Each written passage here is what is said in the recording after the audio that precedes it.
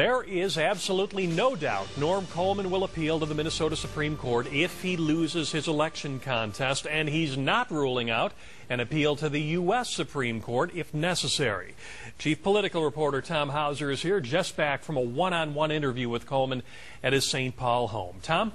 John, Norm Coleman is taking this process one step at a time, but he's convinced he'll lose his election contest, and he's already preparing his appeal to the Minnesota Supreme Court, where he thinks he'll have a stronger case. Norm Coleman spent his Monday afternoon reviewing drafts of an appeal his attorneys will file with the Minnesota Supreme Court.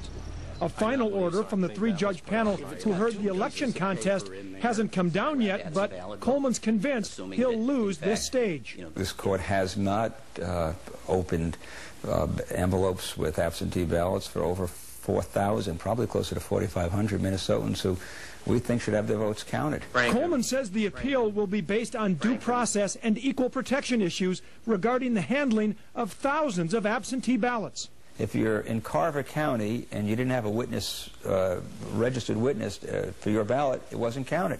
If you were in Minneapolis, that ballot would have been counted. If you were in St. Louis County, Duluth, it would have been counted. There's speculation about what impact dragging this process out could have on Coleman's future political ambitions, like a possible run for governor in 2010.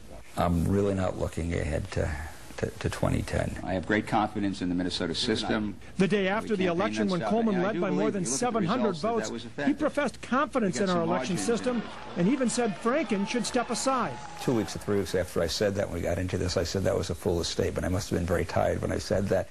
Coleman now says he knows Minnesota's absentee voting system is flawed, and he'll take it as far as he has to, and doesn't rule out a federal appeal.